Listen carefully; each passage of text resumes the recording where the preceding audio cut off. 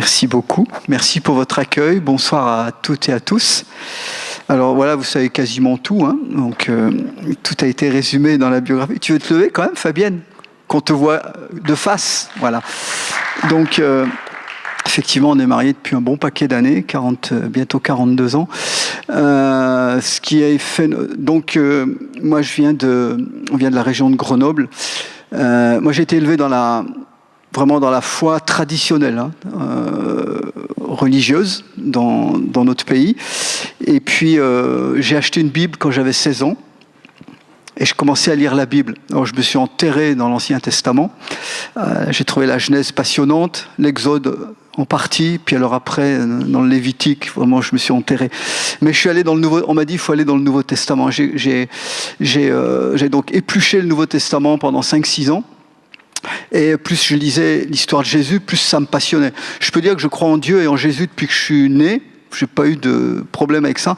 Mais plus je lisais l'Évangile, plus je trouvais que ce que je voyais dans l'Église d'origine, ça collait pas.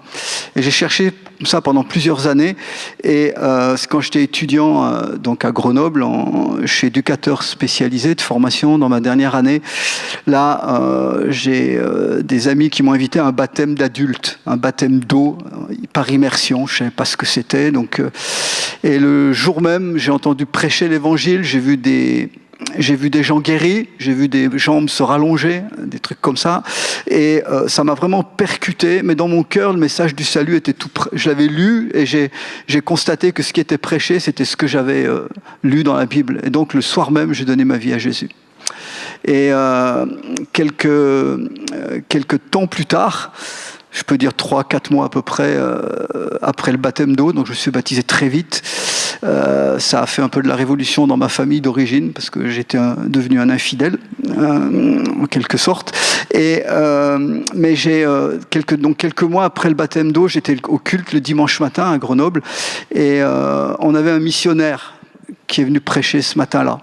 Donc un monsieur qui avait vécu, qui était un évangéliste, hein, qui allait prêcher l'évangile surtout en Côte d'Ivoire et Gabon. Il donnait toutes ses expériences, des stades remplis, des guérisons en grand nombre, des gens convertis en grand nombre. Et à un moment, donc, ce monsieur a prêché sur les derniers versets de Matthieu 28. Allez par toutes les nations, faites des disciples, baptisez-les, enseignez-les. Et il s'est tourné vers le groupe de jeunes. On était à peu près 200 dans l'église, et on était un groupe de jeunes d'une 50aine, beaucoup comme nous qui venaient du monde, qui avions vécu une conversion vraiment très radicale. Et il a dit, voilà, ce matin, Dieu appelle des jeunes gens et des jeunes filles qui iront prêcher l'évangile là où Dieu les enverra. Et il a fait un appel. Et donc, il a dit, j'appelle les jeunes qui veulent aller dans les larmes, la sueur et le sang. C'était ça le programme. Les larmes, la sueur et le sang. Donc, on n'était pas très nombreux debout, je vous avoue, ce matin-là. Moi, j'ai pleuré, quelque chose qui est venu sur moi. J'ai compris que c'était l'action du Saint-Esprit. Et je me suis levé et j'ai su ce matin-là 2 choses. J'ai su qu'un jour, je laisserais mon travail séculier pour prêcher l'Évangile. Et 2, que ce serait loin. Et dans mon cœur, plus ou moins, c'était l'Afrique. J'étais assez sensible à toutes les questions humanitaires déjà à l'époque, et je savais il y a quelque chose qui disait que c'était l'Afrique. Et quand 2 ans plus tard, je suis allé demander ma femme en mariage, en fait, elle avait répondu au même appel. Et sans que je le sache, et parce qu'elle était ensuite partie dans une implantation d'église. Et quand je lui ai demandé, notre demande de mariage n'était pas très romantique, je lui ai dit, voilà, le Seigneur m'a parlé, je pense qu'on doit se marier. Elle me dit, je vais réfléchir. Je dis, ok, réfléchis. On connaissait pas la Saint-Valentin à l'époque, et donc quelques jours plus tard, j'ai reçu une lettre, parce que c'était au temps où on écrivait, où on mettait sa lettre dans la boîte aux lettres, et j'ai reçu une lettre. Elle me dit, voilà, ouais, je pense que Dieu nous appelle à nous marier. Je pense que c'est juste, on va se marier, mais il y a 5 conditions. Et la première, c'est que je suis en train de faire des études d'infirmière pour partir en mission en Afrique. Je dis, waouh. Heureusement qu'elle n'est pas appelée pour la Chine ou le Groenland, parce que ça colle juste avec mon appel. Donc c'est notre première condition, c'était réellement de servir Dieu ensemble. Donc nous mariâmes, nous eûmes beaucoup d'enfants, comme vous avez constaté, 6, maintenant beaucoup de petits-enfants. Mais on est parti, donc on a servi 18 ans en Afrique. On a été en République centrafricaine, on était en brousse, dans un temps de réveil. On a été ensuite au Congo-Brazzaville. Et puis, on a fini au Tchad. J'étais directeur d'école biblique à N'Djamena. Pour les aînés ici, je vois quelques jeunes, j'ai beaucoup connu. J'ai reçu chez moi, à Bangui, Daniel Guillaume Gentil. Ça doit vous dire quelque chose. Et il m'avait invité ici. Je suis venu dans cette église, mais je ne sais plus si c'était ici. Je pense que c'était en 92 ou en 95. Quand parce que je sais exactement, je rentrais de mission tous les 3 ans, on rentrait en congé, donc c'est dans ces eaux-là. On était venu à l'époque quand il était pasteur, mais je n'ai pas trop souvenir des lieux, donc je ne sais pas trop. Voilà, pour vous donner un peu le cursus. Donc la mission, les peuples non atteints, c'est notre prêcher l'évangile là où il n'a pas été envoyé, où il n'a pas encore été prêché, c'est vraiment quelque chose qu'on a sur le cœur. On est revenu en France, on est dans un pays de mission en France, il y a 1,5% de gens évangéliques, il y a peut-être 2-3% de gens nés de nouveau, donc c'est vraiment notre terrain de mission là où on habite. Et je voudrais vous parler ce matin, je vais aller cet après-midi, sur ce qui a été déterminant pour moi, et ce qu'il est toujours, c'est la qualité de notre rencontre avec Dieu. Et c'est pas quelque chose qu'on fait une seule fois, c'est quelque chose qu'on doit renouveler. J'aimerais vous entraîner dans le chapitre 28 de la Genèse et vous parler de Jacob. Je pense que c'est un texte qui est très connu, mais il est dit dans Genèse 28, versets 11 et 12. Je vais vous parler un petit peu de lui, situer le contexte après, mais il est dit que donc Jacob atteignit un endroit où il passa la nuit. Donc l'hôtel du coin n'était pas très confortable, hein. Il est dit qu'il prit une pierre et il dormit dessus. Donc, question confort, c'était pas terrible. Il se coucha à cet endroit. Verset 12, il eut un rêve. On nous a parlé de mauvais rêves tout à l'heure. Et comment Dieu, parfois... Je crois que le diable nous attaque dans les rêves, alors ça c'est réel, mais je crois aussi que Dieu parle dans les rêves. Il y a des gens d'accord? Amen. Moi, je suis pas très rêveur, mais il y a des moments dans ma vie où Dieu m'a parlé très clairement. Je fais peut-être un rêve de Dieu tous les 2 ou tous les 5 ans, mais c'est clair quand ça vient de lui. C'est clair, ça me réveille, j'écris maintenant parce que je sais que ça vient de lui. Et donc là, Jacob a un rêve et il vit une échelle qui était dressée sur la terre et dont le sommet touchait le ciel. Et les anges de Dieu montaient et descendaient. Or, l'Éternel était au-dessus d'elle. Donc, un spectacle un peu surréaliste. On voit un homme ici qui est en train de dormir et tout d'un coup, il a une révélation de Dieu au travers de ce rêve. Je vais y revenir après, mais je vous parle quand même de quelques minutes de Jacob. Il y a quelque chose qui est intéressant. C'est qui cet homme-là? On est donc dans l'Ancien Testament. Alors ceux qui sont familiers avec la Bible, on sait c'est pas n'importe qui, c'est le petit-fils d'Abraham. Donc Abraham, l'homme de foi. L'homme à qui Dieu a parlé, l'homme à qui Dieu a dit au travers de toi, au travers de ta descendance, je vais faire naître un peuple.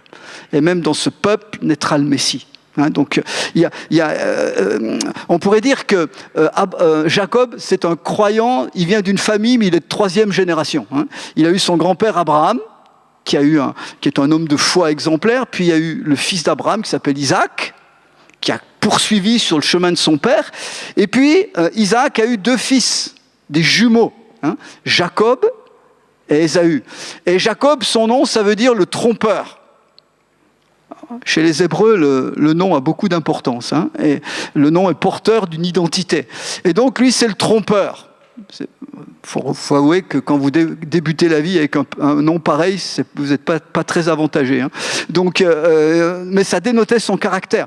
Donc, Jacob, c'est quelqu'un qui a entendu parler de Dieu, depuis longtemps, depuis qu'il est dans le monde, mais qui a jamais, jusqu'ici, en tout cas, il est là, il est jeune homme, il est déjà adulte, et il a une connaissance de Dieu lointaine par sa famille, mais l'expérience, il connaît pas. Pas encore, en tout cas. Et puis, il est tellement trompeur qu'il a trompé son frère. Hein, alors, il y a toute une histoire là-dessus pour lui voler son droit d'aînesse. Et donc, son frère, tellement furieux, veut le tuer. Donc, non seulement il est quelqu'un qui a une connaissance lointaine de Dieu par les intermédiaires, mais là, au moment précis, c'est un fuyard. Il est obligé de fuir parce que son frère veut sa peau. Hein, et ses parents, pour le protéger, lui ont donné un moyen de s'échapper, donc il s'en va dans un pays assez lointain pour échapper à la fureur de son frère. Donc il est quelqu'un réellement qui est marqué par l'épreuve. Je ne sais pas dans quelle situation vous êtes ce soir, mais lui, là, en tout cas, il a dû laisser papa, maman, il a dû laisser le milieu familial. Il est en fuite et il sait même pas. Enfin, il a une direction. Il va dans un endroit où il connaît pas, où il y a de la famille encore plus lointaine, hein, mais il sait vraiment plus rien sur son avenir. Et j'aimerais dire quelque chose à partir de ce texte, c'est que c'est parfois au cœur de l'épreuve que Dieu vient nous rencontrer. Et là, c'est même pas Jacob qui a choisi, c'est Dieu qui vient. Hein. Donc, il est là, il est en fugue. Et il voit ce rêve, je ne vais pas m'attarder trop là-dessus, mais il voit une échelle. En fait, Dieu est en train de lui montrer qu'il y a une connexion entre le ciel et la terre. Et donc, il voit une échelle, donc il comprend ce que ça veut dire. Il voit des anges qui montent et qui descendent, et il sait que Dieu est au-dessus là-haut. Dieu est en train de lui parler, et dans les versets qui suivent, je ne vais pas détailler les versets immédiats, mais je vais m'arrêter sur 3 versets précis, mais on voit que Dieu lui parle. Dieu va lui dire d'abord, Jacob, je sais qui tu es. Tu es en train de fuir, hein, mais je sais qui tu es. Et il lui fait une promesse, il lui dit, j'irai avec toi partout, je serai avec toi partout où tu iras. Waouh, quelle sécurité! Hein, on a entendu des témoignages sur la fidélité de Dieu à tous les niveaux. Hein, et il lui dit, je serai avec toi partout où tu iras. Et je te ramènerai dans ce pays. Et puis il lui rappelle, il lui dit, je suis le Dieu d'Abraham, ton père. Je suis le Dieu d'Isaac, ton père. Mais aujourd'hui, je veux devenir ton Dieu. Hein, c'est ça le message. Et il lui dit, et il lui rappelle toutes les promesses que j'ai faites à tes parents, à tes grands-parents, etc. Ces promesses, elles sont pour toi. Non seulement je vais te ramener dans ce territoire, mais ta descendance possédera ce territoire. Waouh! Et là-dessus, le rêve se referme. Et il est dit qu'au petit matin, Jacob s'éveilla. Je voudrais insister sur le verset 16 et 17. Jacob s'éveilla de son sommeil. Je lis, hein, et il dit, certainement, l'Éternel est présent dans cet endroit. C'est affiché. Ah, merci. Et moi, je ne le savais pas. Il eut de la crainte. Merci beaucoup d'afficher. Il eut de la crainte et il dit que cet endroit est redoutable. Ce n'est rien moins que la maison de Dieu. C'est la porte des cieux. 4 choses qu'on va voir ici sur cette déclaration de Jacob. Mais mon interpellation ce soir, d'abord pour commencer, c'est est-ce que nous l'avons rencontré, lui, le Dieu vivant? Et comment on l'a rencontré? Est-ce qu'il y a il y a des moments dans nos vies où on peut le dire les uns les autres, ceux qui connaissent Jésus, on sait que quel que soit notre arrière-plan, notre parcours personnel, mais je dirais il y a des jalons que Dieu a posés dans nos vies. Il y a des moments de rencontre avec lui qui ont marqué notre vie, qui nous ont fait faire un virage, qui ont bouleversé. Ça peut être parfois au travers d'une guérison. Ça peut être au travers, comme ici présent, hein, une révélation, Dieu lui-même qui se manifeste. Ça peut être une prière qu'on a faite en secret, puis qui est exaucée miraculeusement quelques temps plus tard. Bref, Dieu a 1000 moyens et plus pour se faire connaître à nous. Amen. Hein? Mais l'importance, on va le voir, c'est qu'est-ce qu'on fait de cette révélation. Mais j'aimerais le dire, la connaissance de Dieu, parce que c'est vraiment le thème de ce soir, hein, c'est une question d'abord de révélation. C'est une question de connexion avec Dieu. Et quand j'emploie, alors pour certains, peut-être le mot révélation, ça paraît inaccessible, c'est un mot, qu'est-ce que ça veut dire, etc. Ça paraît mystique. parce qu'on se dit, oula, les gens qui ont des révélations, c'est devenu très dangereux, ça amène plein de soupçons si vous avez commencé à dire aux gens que vous avez des révélations de Dieu, vous risquez de vous retrouver à l'hôpital psychiatrique avec un traitement fort pour délire mystique, etc. Bref, mais là, on voit un homme qui est en fuite, un homme qui a encore jamais eu un contact personnel avec le Dieu dont il a entendu parler. Et là, il y a quelque chose de décisif dans sa vie. Quelque chose qui va bouleverser le cours de sa vie, même si on voit dans la suite, ça ne sera pas forcément toujours très simple, hein, mais il y a une pierre de touche qui est posée là. Il y a une expérience de vie qui va bouleverser le reste. La révélation, c'est une expérience. Hein. Paul prie, vous lisez ça dans l'épître aux Éphésiens, au 1er chapitre, et il prie que le Père vous donne un esprit de sagesse et de révélation dans la connaissance de Dieu. Sagesse et révélation. Et donc, ça veut dire que c'est une expérience qui peut être, qui n'est pas normée, qui n'est pas normative. Je veux dire, c'est une expérience. Pour certains, ça se passe très tranquillement. Et là, c'est un rêve. Pour certains, ça peut se passer réveillé. Ça peut se passer dans un calme absolu. Pour d'autres, ça va peut-être être plus spectaculaire ou plus agité, etc. Peu importe. Mais l'importance, c'est d'avoir une vraie relation, une vraie rencontre avec le Seigneur et qui va enclencher dans nos vies une réelle relation avec lui. Est-ce que je me fais bien comprendre ? Et une relation qui va grandir. Et là, donc, quand Jacob se réveille, il dit « Certainement, l'Éternel est présent dans ce lieu ».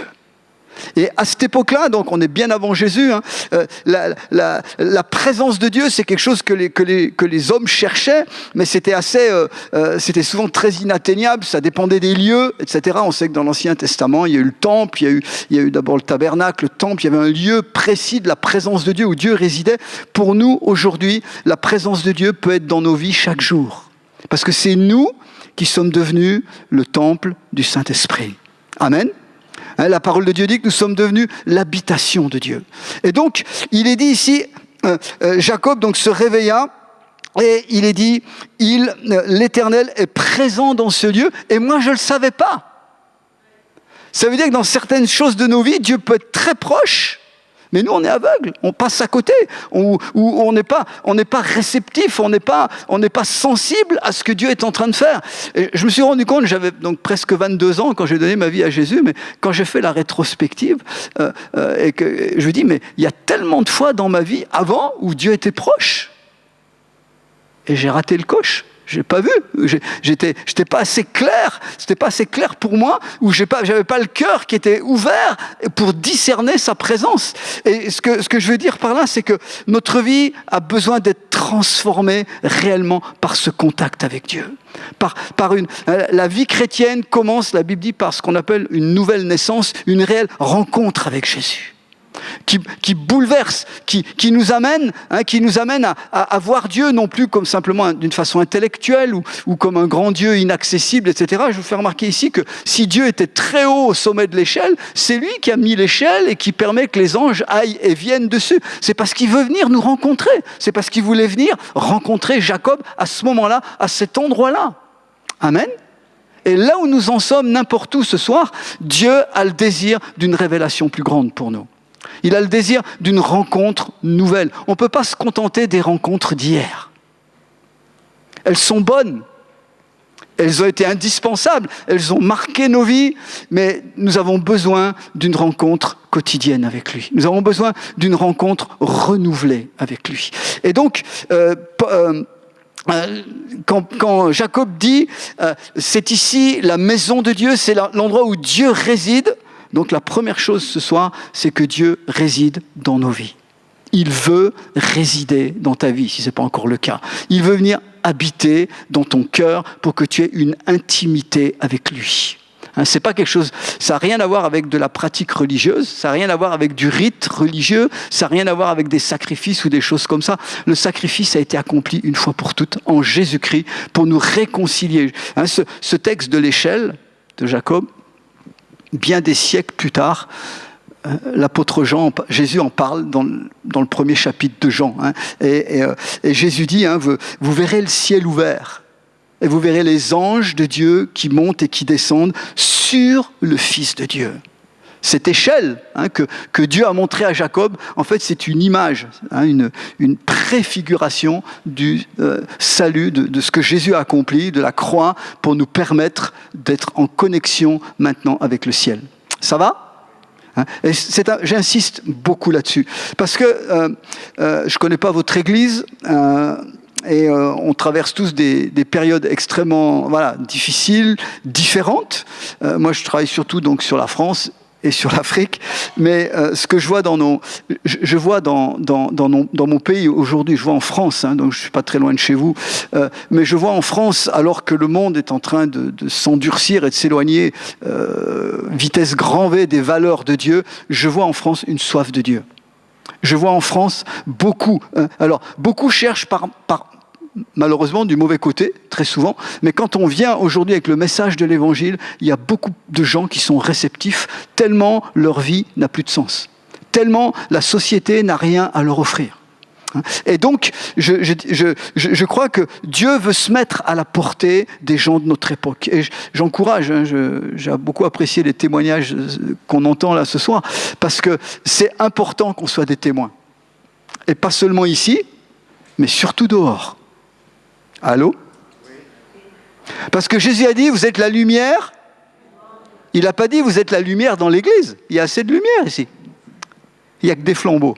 Donc, il y a trop de lumière parfois. La lumière, c'est pour les ténèbres. Amen ? Notre témoignage, alors c'est bien de le partager ensemble parce que ça nous exhorte, mais notre témoignage, c'est pour dehors. C'est dehors qu'on doit briller. Et donc, on voit ici, donc, comment est-ce que nous voyons notre intimité avec Dieu ? C'est la première chose. Et puis il dit, c'est ici la maison de Dieu. Comment est-ce que nous voyons notre vie d'église ? Comment est-ce que quand on se réunit comme ça, est-ce qu'on est conscient que nous sommes l'habitation de Dieu, la maison de Dieu, spirituelle ? Amen ? Rappelez-vous, dans l'Ancienne Alliance, il fallait aller au temple.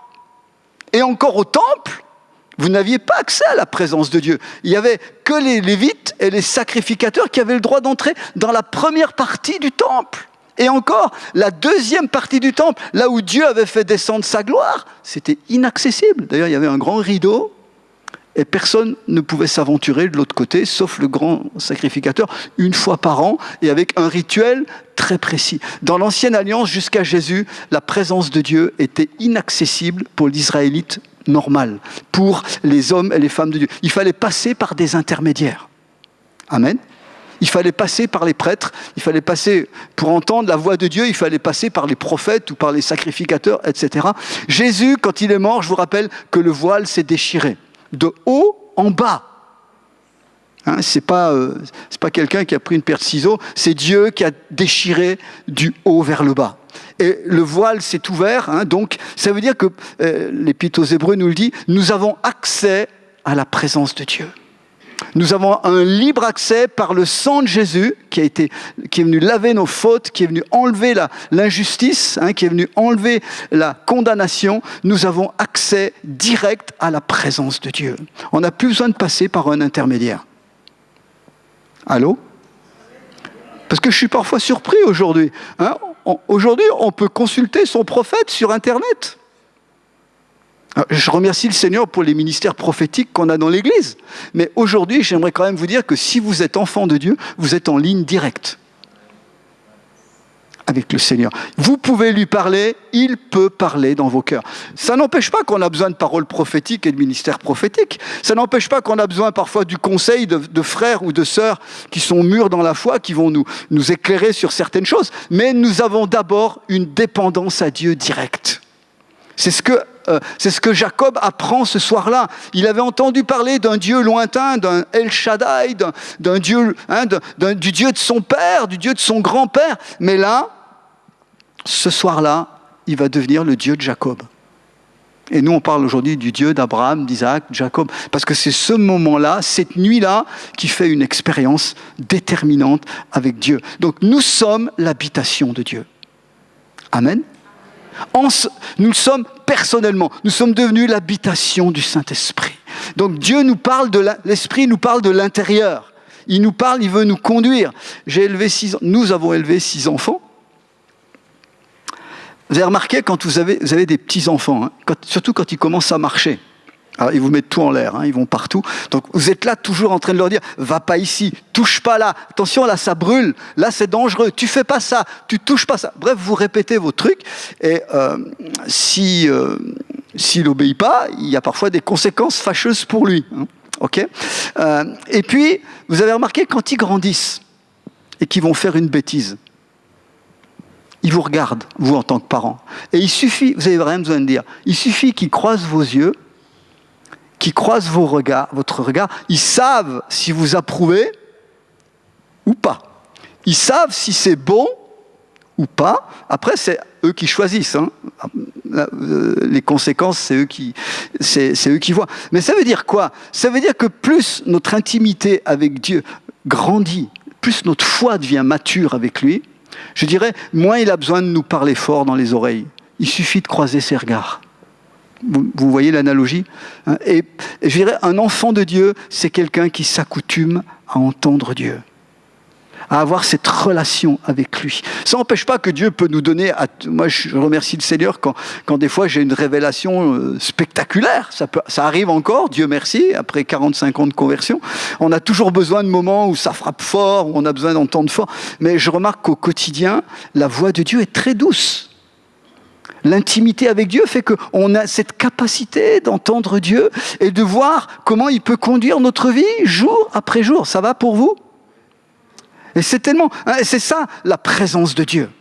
Ça n'empêche pas qu'il y a des moments où on est ensemble, on a une louange super, on a des temps de visitation de l'esprit et je suis pour ça, j'aime ça. Mais ça sera efficace et ça marche fort quand on a l'habitude d'une relation personnelle au quotidien. Et je vous invite vraiment à développer ça, à développer votre relation avec Dieu, à élever votre niveau de révélation. Alors vous allez dire, mais on fait comment? On fait quoi? On fait comment? Il n'y a pas de recette dans la Bible, mais il y a des principes. Il y a la lecture et la méditation de la Bible. Dieu dit à Josué que ce livre de la loi ne s'éloigne point de ta bouche. Médite-le jour et nuit, pour agir fidèlement selon tout ce qui est écrit. Ça va jusqu'ici? Médite-le. Que ce livre ne s'éloigne point de ta bouche. Vous savez que les Hébreux, ils lisent la Bible à haute voix, ils murmurent. Le mot qui est là, c'est le mot méditer, c'est le mot murmurer en hébreu. Donc murmure-la jour et nuit pour agir fidèlement selon tout ce qui est écrit. C'est la Bible, c'est l'Écriture qui est notre guide majeur. Et ce verset de Josué 1,8 finit ainsi, « C'est alors que tu auras du succès dans tes entreprises. C'est alors que tu réussiras. » Amen. Donc, il y a la parole, cette relation, je suis en train de vous dire des trucs très basiques, mais très honnêtement, il y a quand même, je vois quand même des gens de toute génération ici, mais on passe combien de temps là-dessus par jour? Et on passe combien de temps dans la méditation de la parole de Dieu? On passe combien de temps sur les nouvelles? Et c'est bon, moi j'écoute les nouvelles pour savoir ce qui se passe. Maintenant je suis très méfiant parce qu'on ne sait plus ce qui est vrai et faux. Alors il faut filtrer là où on va. Mais on passe combien de temps à écouter les nouvelles du monde, les choses, et on passe combien de temps sur l'actualité de Dieu? C'est toute une question de choix. Je ne suis pas en train de vous prêcher la loi, je ne suis pas en train de vous dire qu'il faut passer tant d'heures ou de minutes. C'est simplement une question de priorité. Donc la méditation, la relation avec Dieu, ça se travaille. On a aujourd'hui d'excellents bouquins qui vous disent comment, ou si vous êtes youtubeur, vous avez un tas de trucs de bons trucs sur les réseaux, qui vous expliquent comment prier, comment entrer en relation avec Dieu. Mais c'est pas des choses qu'on fabrique. C'est des choses qu'on vit. Et selon d'une personne à l'autre, la forme de notre vie, de relation avec Dieu ne sera pas la même. Certains sont très contemplatifs, d'autres il leur faut de la louange tout le temps, d'autres il leur faut du silence. Certains ils prient sur la Bible, d'autres non, ils vont prier sur des chants, sur la louange, etc. On a chacun nos façons de faire. Mais ce qui compte, c'est est-ce que la qualité, est-ce que l'intensité de notre relation avec Dieu augmente? Je ne sais pas quels sont vos nombres d'années. Il y a une sœur qui a dit que ça fait 40 ans qu'elle est dans l'église, donc elle a dû naître là-dedans. Mais est-ce que d'année en année, de dizaines d'années en dizaines d'années, est-ce que l'intensité du son de Dieu, de la voix de Dieu dans nos oreilles augmente? Même si naturellement on devient sourd, ça c'est autre chose. Mais la voix de Dieu, la direction de Dieu dans notre vie. On voit tellement, je vous dis honnêtement, je vois tellement parfois de chrétiens qui marchent au radar, au gré des circonstances, qui n'ont pas de ligne de conduite. Et c'était le cas de Jacob ici. Hein, il se sauvait, il ne savait pas de quoi demain était fait. La preuve, c'est qu'il dort dehors, son oreiller, c'est un gros caillou. Donc, il y a mieux quand même. Mais on a une direction, hein. Je rappelle, moi ce qui m'a touché, je vous donnais en 3 mots mon témoignage de conversion, mais le message que j'ai entendu quand j'ai donné ma vie à Jésus, c'est le message central des premières semaines, des premières années, c'est Dieu a un plan pour ta vie. Et je disais, bon, le pasteur nous bombardait ça à longueur de temps. Après, j'ai lu dans Éphésiens 2 que c'est écrit que Dieu a préparé des œuvres à l'avance afin que nous les pratiquions. Donc Dieu a préparé des choses pour nous. Maintenant, c'est à nous d'y entrer volontairement, d'abord d'écouter, puis d'agir. Amen. Et c'est à nous d'y entrer. Dieu ne nous force pas. Il nous met les bonnes choses devant nous. Il nous dit, voilà, choisis la vie. Il y a la vie et la mort. Laisse tomber la mort. Choisis la vie. Et c'est à nous de faire ces choix-là, quotidiennement. Mais si on n'est pas ancré dans cette relation avec lui, on va passer à côté, ou on n'entendra pas. Moi, je ne vous dis pas que j'entends tout ce qu'il faut de Dieu. Hein. Il y a des fois, je me rends compte, je suis passé à côté. Mais il dit, c'est ici, donc, la maison de Dieu. Et il y a donc 4 réalités qui sont derrière ça. Et je veux accentuer là-dessus maintenant. Il dit, certainement, donc, l'Éternel est dans ce lieu. Il faut que je regarde le timing. Je suis en Suisse, je ne suis pas en France, donc il faut que je fasse attention. Donc, premièrement, certainement, l'Éternel est dans ce lieu. La connexion avec Dieu. Et je le rappelle encore, des temps comme ça sont des temps privilégiés, mais on peut être connecté à Dieu n'importe où. Il n'y a plus de lieu précis aujourd'hui, il n'y a pas de lieu de pèlerinage particulier, etc. Dieu se révèle en tout lieu, en toute personne. On travaille avec Fabienne donc on a un gros tiers de notre travail, on travaille avec une mission qui s'appelle Frontiers, qui est orientée vers les pays, les peuples musulmans non atteints. Hein, et on travaille donc avec des gens qui vont dans ces pays-là, qui vont sous mandat qui sont des travailleurs, hein, qui ont un visa de travailleurs ou d'ONG pour rentrer dans ces pays. Mais on voit aujourd'hui des mouvements de conversion étonnants et plusieurs fois, j'ai entendu dans des conférences où les gens reviennent du terrain, etc. Ils racontent comment ils sont allés dans des endroits aussi perdus que l'Afghanistan, que l'Arabie Saoudite maintenant, ou des pays qui étaient fermés et puis qui s'ouvrent de temps en temps, qui se referment. Mais ils vont des fois dans des endroits où les gens ont reçu des révélations précises de Jésus, par rêve, par vision, etc. Et ils attendent que quelqu'un vienne leur expliquer ou vienne leur donner au moins le livre pour comprendre. Donc il y a une action de Dieu incroyable dans notre monde. On parlait du rêve de Jacob, mais il y a une action incroyable, surnaturelle de Dieu, dans toutes sortes de milieux, que ce soit des milieux musulmans, que ce soit des milieux athées, où Dieu se révèle directement aux personnes. Mais ces personnes-là sont souvent désorientées, elles attendent. Alors quelquefois, Internet arrive chez eux, et tout d'un coup, ils ont un lien où ils voient une émission télé satellitaire, et tout d'un coup, ils entendent, où ils voient des gens qui parlent de la révélation qu'ils ont eue, et puis la connexion se fait par Internet, et il y a des gens comme ça qui sont suivis à distance, mais dans la plupart des cas, c'est quand des chrétiens arrivent, des témoins de Jésus, des disciples, arrivent pour leur expliquer, pour former parfois des groupes de maisons ou des églises souterraines, mais il y a un travail énorme de Dieu. Amen. Et on doit regarder ça. On est dans des pays, je reconnais, hein, en Occident, on est dans des pays très arides, spirituellement. Apparemment, en surface. Mais dessous, il y a une soif énorme. Alléluia. Il y a une soif énorme. Et donc, on doit être au rendez-vous. Il dit que ce lieu, donc l'Éternel est présent en ce lieu. La deuxième chose, que ce lieu est redoutable. Je ne sais pas si c'était écrit comme ça sur la traduction. Que ce lieu est redoutable.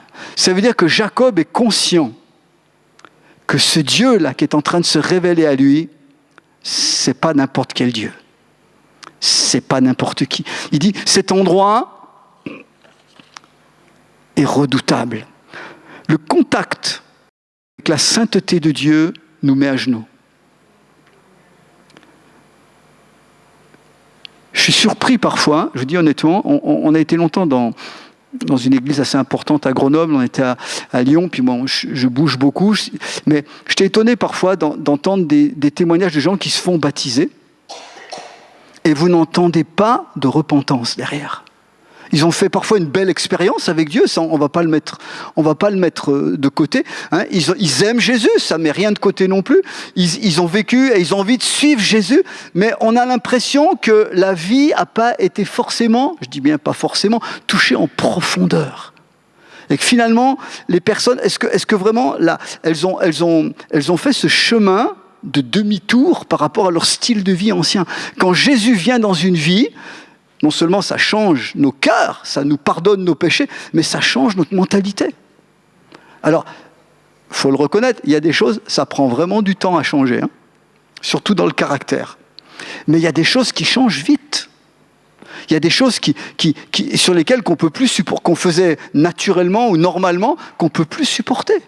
Et parce que le contact avec la vraie nature de Dieu, avec la sainteté de Dieu, nous humilie. Nous met à genoux, nous dit ça, je ne peux plus continuer. Et encore une fois, ce n'est pas une imposition qui vient de l'extérieur, c'est quelque chose qui naît, c'est la présence de l'Esprit en nous qui dit, mais tu ne peux plus faire ça, tu ne peux plus aller là, tu ne peux plus faire telle pratique, etc. Parce que ce n'est pas compatible avec ma présence en toi. Que ce lieu est redoutable.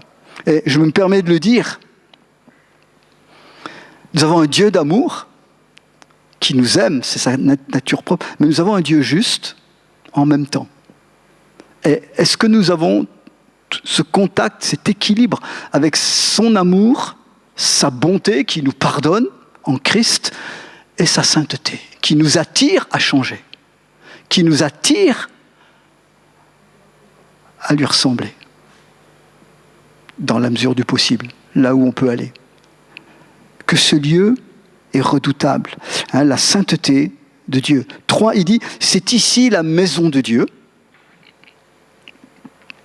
Donc c'est nous, l'Église, et que nos rassemblements puissent vraiment exprimer tout ce que Dieu veut donner. Hein, nous donner à nous, mais aussi manifester spirituellement. Hein, j'ai parlé de ça, j'insiste pas. Et puis il dit, 4e chose, c'est ici la porte des cieux. La porte des cieux. C'est-à-dire, c'est un lieu d'ouverture au monde spirituel. Un lieu d'ouverture au monde spirituel. Un lieu de passage. Une porte, c'est un lieu de passage. Mais dans la Bible, c'est aussi, dans l'Ancien Testament, surtout, un lieu d'autorité. Les anciens des villes siégeaient aux portes. Et donc, quand il dit c'est la porte des cieux, ça veut dire que c'est un endroit où on a accès, hein, où on accède à la présence de Dieu, et en même temps un lieu où on exerce l'autorité spirituelle. Et j'aimerais juste souligner ce dernier point. Vous êtes une église ici, implantée donc depuis longtemps. Nous sommes des croyants qui vivons notre vie au quotidien à tel et tel endroit, etc. Vous êtes une communauté implantée ici. Et ça veut dire que vous êtes ici, ça s'appelle Honnay, hein, si j'ai bien compris, vous êtes l'ambassade du royaume de Dieu ici. Allô ? Alors je sais que vous n'habitez pas forcément tous dans le périmètre. Ici, peut-être vous habitez d'autres villes, d'autres quartiers, etc. Mais cette église, qui se réunit ici depuis des années, des dizaines d'années, c'est une ambassade, c'est une représentation du royaume céleste, du royaume spirituel au milieu de ce monde. Amen. Donc ça veut dire qu'au milieu d'un monde dominé par un autre roi, où règne un autre royaume, que la Bible appelle le royaume des ténèbres, nous, les chrétiens, nous incarnons le royaume de Dieu, le royaume céleste. Ça veut dire que ça nous confronte spirituellement. Là où nous sommes, et là où vous vivez votre communauté, ça nous confronte au royaume spirituel mauvais, ténébreux. Hein, j'ai pas le temps d'aller dans les détails, mais on doit être conscient. Et je dis ça pourquoi ? Parce que on est tous OK. Jésus a chassé beaucoup de démons. Il semble qu'il y avait beaucoup de démons au temps de Jésus. Vous êtes d'accord ? Il y en avait même dans la synagogue. Pourtant, c'est là où les gens venaient prier. À votre avis, est-ce qu'il y a plus ou moins de démons aujourd'hui? Alors honnêtement, je n'ai pas la réponse. Mais je ne pense pas qu'il y en ait moins. Allô? Je ne pense pas qu'il y en ait moins. Donc ça, mais vous savez, alors je vais vous dire une chose, hein. J'ai vécu en Afrique 18 ans. Donc j'ai vu qu'il y avait des témoignages de gens africains ici. J'allais dire, en Afrique, j'ai vu la même chose en Inde, parce que je suis allé plusieurs fois en Inde du Nord, donc chez les hindous. Mais je dirais que de ce que j'ai vu en Afrique, c'est que les démons se manifestent de façon spectaculaire, hein, puissante. Des fois, c'est impressionnant. Chez nous, en Occident, les démons sont comme nous, sophistiqués, très bien élevés, bien cachés. Non, mais vous savez, le diable sait s'adapter aux cultures. Donc, il sait très bien s'adapter à notre style de vie raffiné, sophistiqué, très poli, très propre, etc. Donc, ils sont tout aussi pervers, tout aussi méchants. Mais souvent, l'Église dort. Enfin, on est anesthésié là-dessus. Et vraiment, je vous exhorte, si on est la porte des cieux, si on veut permettre à des gens non-croyants, des gens qui sont égarés, perdus dans ce monde, d'avoir accès à la grâce de Dieu, et qu'on soit ce lieu de passage, cette porte, soit dans nos vies personnelles, parce qu'on témoigne, soit quand on est ensemble, il faut qu'on soit conscient de la lutte spirituelle. Et le diable, permettez-moi de le dire, le diable ne va jamais vous ouvrir ou vous déployer un tapis rouge pour faire ce que vous avez à faire pour le royaume de Dieu. Jamais. Et s'il vous laisse tranquille de temps en temps, c'est que derrière, il peut vous faire du mal. Alors, on n'est pas là à vivre dans la hantise en se disant le matin, je me lève, ouh là là, qu'est-ce qu'il va me faire aujourd'hui?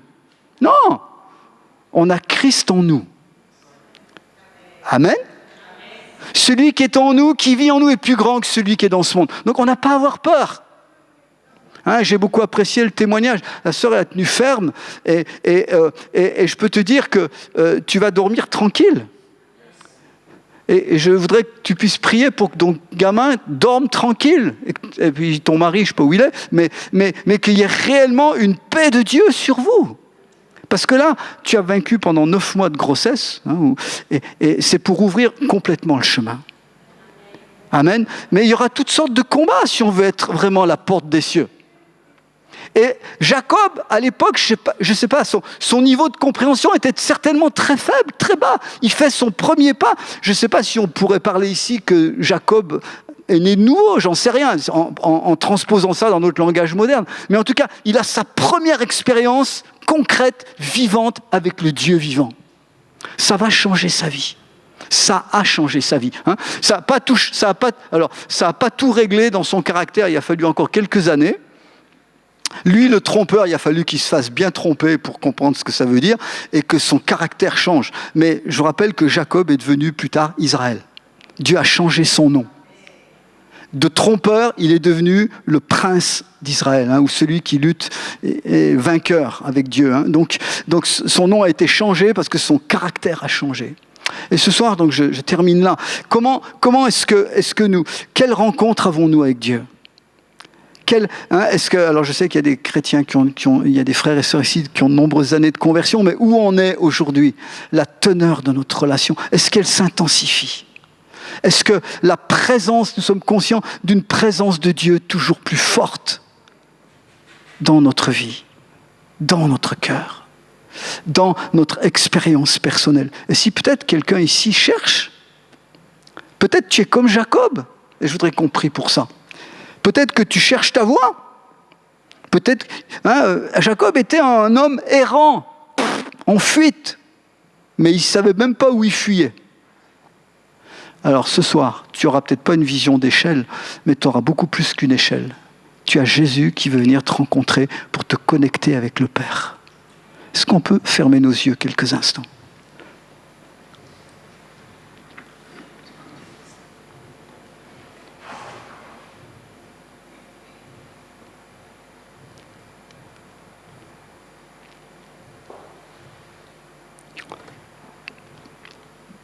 Où en sommes-nous ?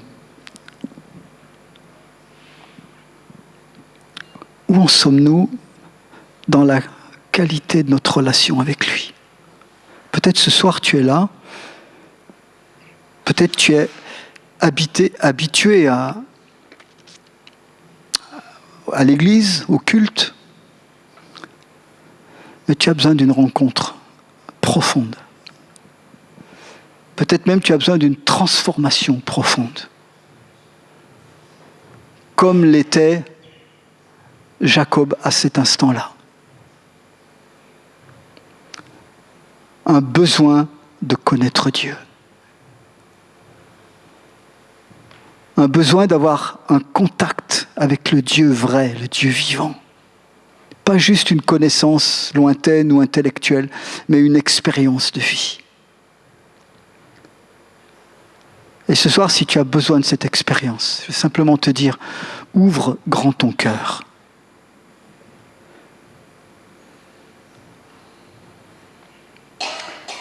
L'apôtre Paul a prié, il a dit, il prie, c'est toujours dans les Éphésiens, il dit, il prie le Père pour qu'il puisse venir donc nous donner un esprit de sagesse, de révélation. Il prie un petit peu plus loin, il dit, il rend grâce au Père, il dit que la puissance du Saint-Esprit vienne habiter en vous. Pour que vous puissiez connaître toute la dimension de l'amour de Christ, la profondeur, la hauteur, la largeur, la longueur, jusqu'à ce que nous soyons remplis, jusqu'à toute la plénitude de Christ, la plénitude de Dieu. Je te prie ce soir, Seigneur, pour que notre rencontre avec toi soit féconde. Pour que notre relation avec toi puisse avoir une autre teneur. Pour que tu te révèles. Et pour que nous, on puisse aussi nous ouvrir grand à toi, pour que tu fasses une œuvre profonde dans nos vies.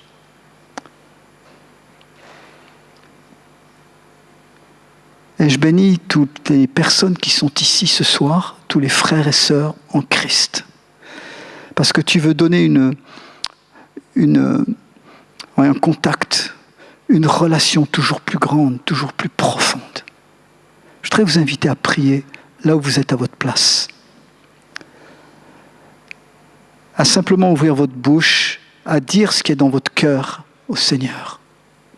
Et peut-être à lui demander ce dont vous avez précisément besoin ce soir. Il est un Dieu qui se révèle, qui veut répondre, qui veut se révéler, se manifester à nous, bien au-delà de ce qu'on a pu penser.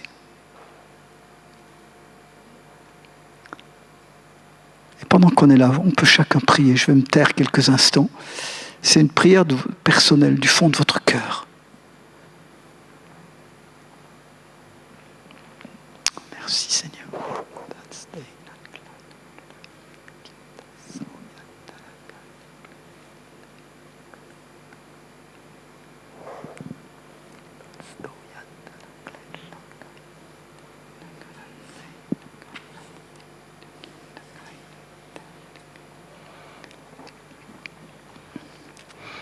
Il y a des personnes ici, enfin au moins une je pense, c'est pas que vous êtes dans le cas de Jacob à proprement parler, mais vous avez besoin de retrouver votre chemin.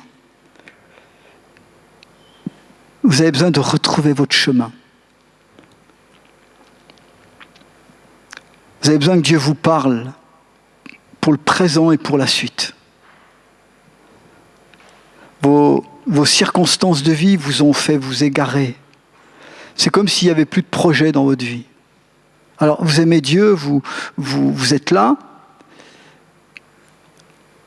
mais quand on parle d'œuvres préparées d'avance par Dieu, ça ne vous dit rien. Vous ne voyez pas vraiment où vous allez. Je voudrais spécifiquement prier pour vous, au nom de Jésus. Là où vous êtes à votre place, je ne vous demande pas de bouger, mais simplement qu'on puisse prier ensemble.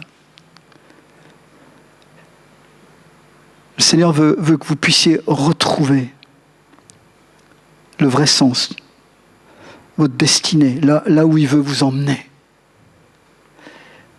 Et je prie ce soir que dans votre cœur naisse ou grandisse en tout cas une faim, une soif de le rencontrer tout à nouveau.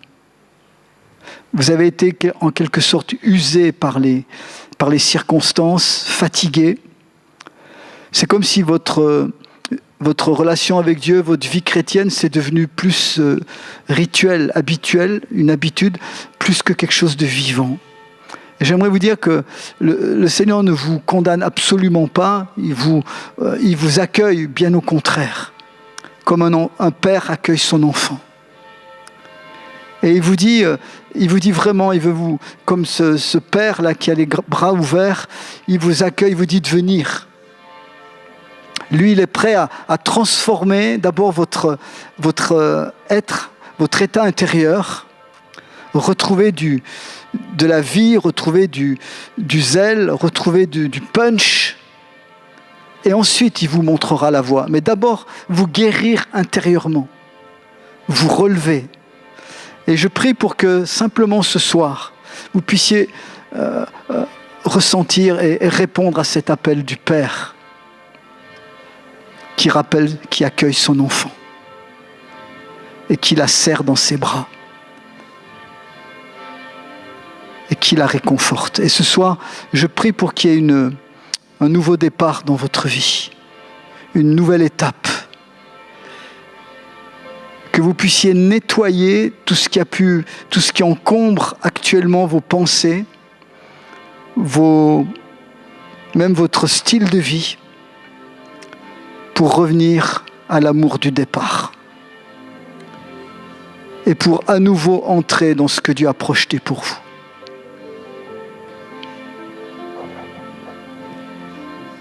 Et alors que vous êtes là à votre place, l'Esprit de Dieu vient sur vous. Il vient vous donner il vient vous faire réaliser un peu plus cet amour du Père. Il vient vous donner de la confiance, de l'espérance. Alors qu'il y avait du désespoir.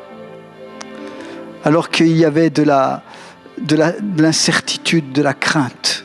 Il vient mettre de l'espérance et de la confiance. Et vous allez ressortir de cet endroit avec cette confiance. Et vous allez la cultiver pendant les temps qui viennent. Ça va changer le moteur de votre vie intérieure. Seigneur, je te remercie pour cette assemblée. Seigneur, je te remercie pour l'implication des uns des autres. Mais je prie, ma prière ce soir, c'est que chacun de nous soyons réellement conscients que nous sommes cette habitation de l'Esprit. Et qu'ensemble, nous sommes cette représentation quotidienne du royaume de Dieu. Ici, dans cette ville. Et dans notre environnement. Je te remercie d'équiper, de fortifier puissamment par ton esprit notre être intérieur. Qu'on soit rempli jusqu'à toute cette plénitude de Dieu.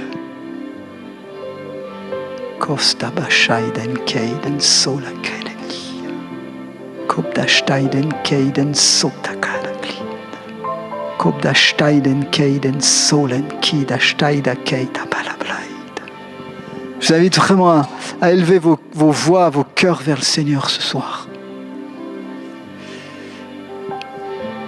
En français, en langue, là avec l'équipement que vous avez. Il y a un soupir qui monte vers Dieu.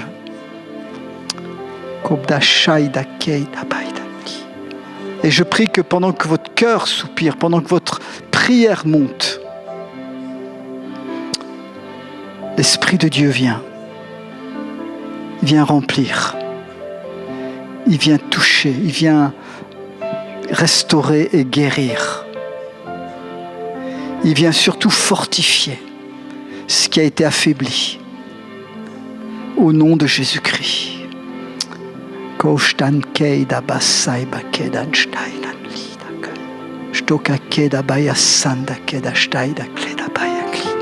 Oh, louange à toi, Jésus.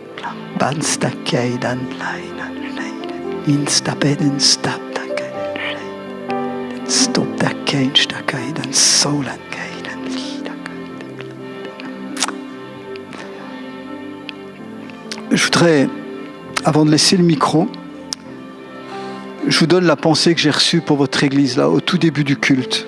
J'ai écrit. Et je vais simplement vous transmettre, et je vous soumets ça, parce que je crois l'avoir reçu, mais c'est à vous de le saisir. Je crois que sur mon cœur, j'ai ressenti ceci. Il y a dans cette église des racines saines et bonnes, un terrain qui est sain, S-A-I-N. C'est comme si Dieu disait, le sol est bon, le terrain est bon.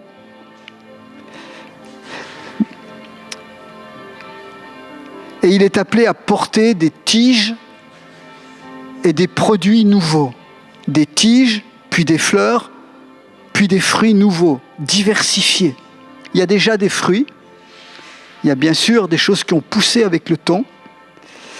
Mais c'est comme s'il y a eu un temps où un vent sec qui a séché certaines choses. Et les récoltes ont baissé. Les récoltes ont baissé. Mais elles sont toujours là.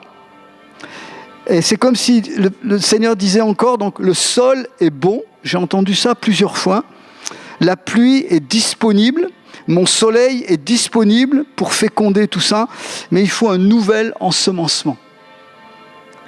Un temps nouveau d'ensemencement et des semences adaptées. Et c'est le moment c'est la saison, c'est cette saison de Dieu. Et encore ceci, le Seigneur a besoin de toutes les générations pour cet ensemencement nouveau, pour une complémentarité des plus jeunes, des tout petits, aux plus aînés, aux plus âgés, en passant par toutes les parents, les générations intermédiaires. Et c'est comme s'il y a tout ça ici. Il y a vraiment tout ça ici. Toutes ces générations. Donc, mais ce qui est important, c'était ça, je le soumets, c'est un nouvel ensemencement, avec une nouvelle manière d'ensemencer et des semences différentes, nouvelles, qui vont porter, à côté des fruits et des récoltes existantes, qui vont porter de nouveaux fruits divers, diversifiés.